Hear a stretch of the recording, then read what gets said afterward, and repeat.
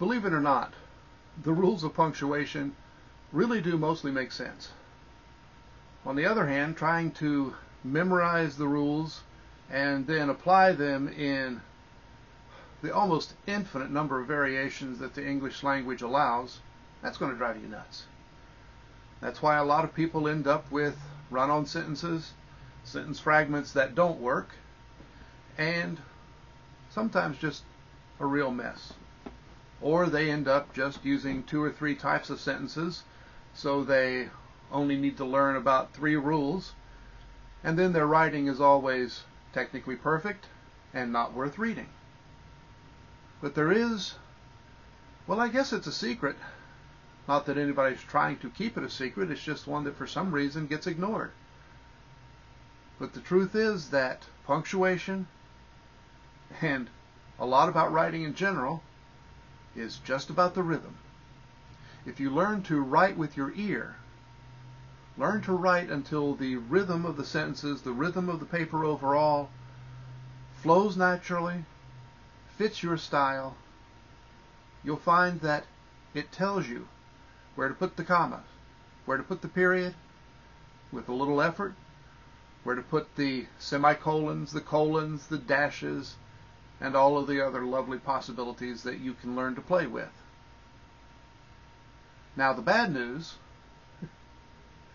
is that if you're having trouble with punctuation, it means probably that your writing stinks. And learning to write for rhythm, well, for some people it's easy. For some people it will take a little time and effort. And if you're in a class right now, you may find that your teacher isn't necessarily going to be patient while you experiment. But the experiment is worth it, and if nothing else, you should talk to your teacher about it. Let them know what you're trying so that when your writing undergoes some radical and maybe not very pretty changes, they can be a little more understanding and a little more helpful. Hard for them to help if they don't know what's going on. Now, to make my point, or let's say perhaps to try to prove my point, I'm going to flash back a little bit, tell a few stories, a few examples. This is my way of playing grandpa and telling you, oh, back in my day, this is what happened. One of my early classes, I actually had a student who was one of those who knew exactly where to put the punctuation. And her papers were technically perfect. And they were also almost entirely unreadable as far as I was concerned. Because aside from being worse than listening to the dullest song you've ever heard, they were completely devoid of any content, meaning, purpose. That's part of the problem with learning to write by technique.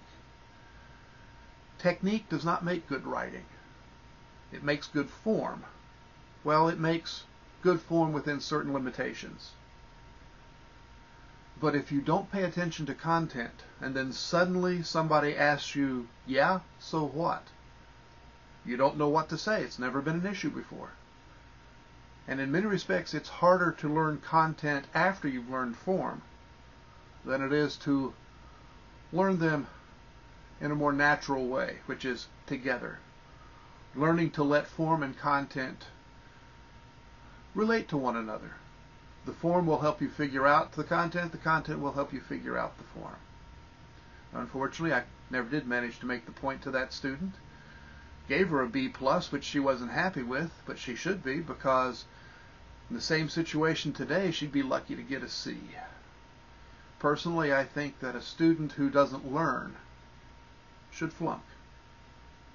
Now, in that same class, I had another student, and she had essentially the opposite problem, because she was really intent on sounding smart.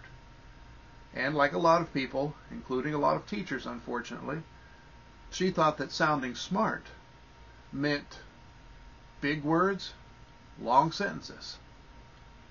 Well, the longer her sentences got, the bigger her words got, the more of a jumble it all became. It was a mess. And each one of her papers, because this was back when I wasted time doing a set number of papers and a set number of drafts, each time the final paper had reached exactly the same point that it had before, she ran into the same wall. And I knew that that was all she would ever do. It was time to concentrate on that wall and forget about procedure. So I gave her a chance. I said, you can take a low grade or you can keep working on the paper. Now I knew it was a pretty good chance because she'd already shown that she was more interested in learning than she was in just getting a grade. So she kept working on the paper and kept hitting her head against that wall. And the paper got worse and it got worse. And then one day she came into the class thrilled. Energy level was just through the roof. She was delighted because she knew what was going on. She told me that the night before she'd started reading her paper out loud to her roommate. And, well, as happens, she started reading it in the voice in which it was written. And that voice was, well, let's say not a pleasant one. It was, well, bombastic. I think she said it's something to the effect it sounded like a stuck-up newscaster.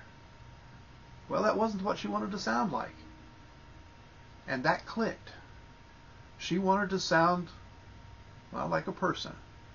Now, that doesn't mean you write exactly the way you talk, but it does mean you write in a lot more natural style.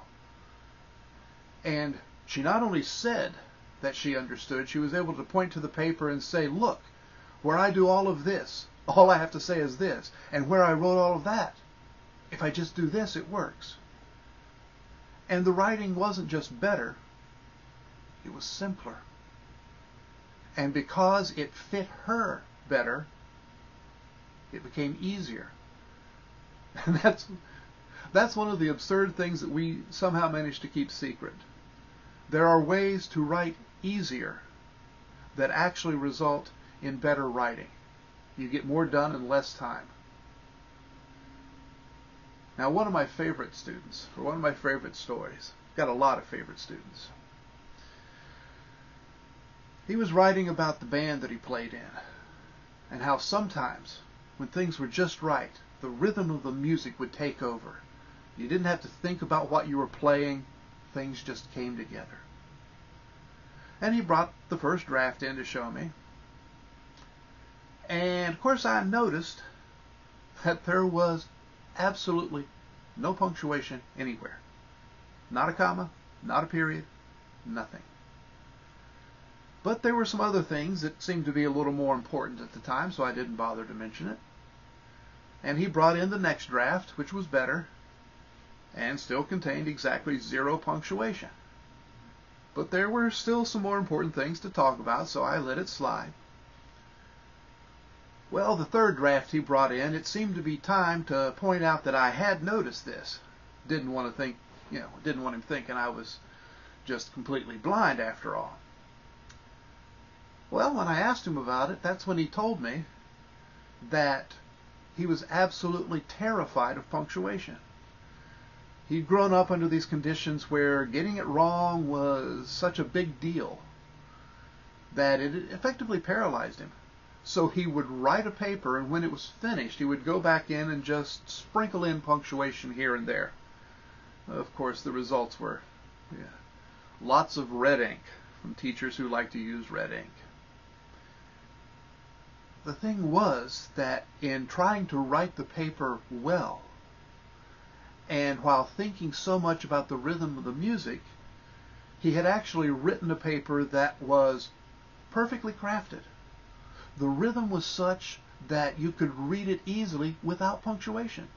You didn't have to see the commas and the periods to know where you needed to make the pauses, the stops. And so all I had to say to him was, hey, it's the same as the music. Write for the rhythm. Let it tell you where the punctuation is.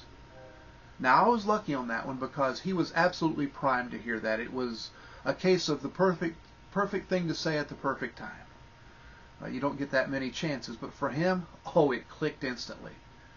When I saw him the next term, I asked him how he was doing. He's like, yeah, well, I might get a mark or two on a page. But he also had a teacher who was asking him to revise a paper for publication in a professional journal. That's the kind of difference it can make. Now, one more story that's a little bit different, but it's related. This was for a junior-senior advanced composition class, and I had a student. In many respects, he was one of the best writers I've ever had. When he was writing in his journals, the style was smooth, simple, easy. Now, when I say simple, I don't mean that that's just very basic sentence structure.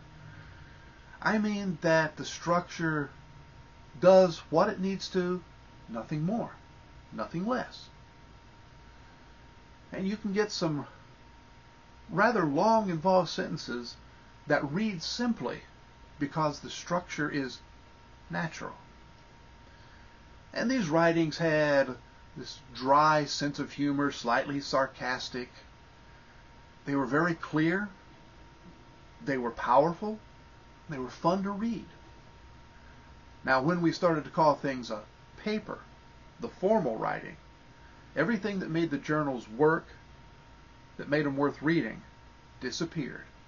And his writing became stiff. It was torture to read them because you felt like it was torture for him to write them. They were completely counter to everything that his personality and his thinking were. And I kept pointing this out to him, but while he admitted that he preferred reading and preferred writing the journals and that they were far easier to write, well, he was a botany major. And he kept telling me that in science, you couldn't write that way. You had to write in this ultra-formal manner. Well, now, of course, there are teachers and journal editors and scientists and far too many people who do believe that, who believe that the objective, always third person, no humor, no style, they think these are what make writing somehow real and solid and true. I feel sorry for them. Well, one day he came into conference and admitted that he'd gotten into a position where he had 3 more lab reports to write, and it was getting to be about 2 or 3 o'clock in the morning. So he said, well, let me do what Forrest said. Let me give that a try. So he wrote the way he liked to write.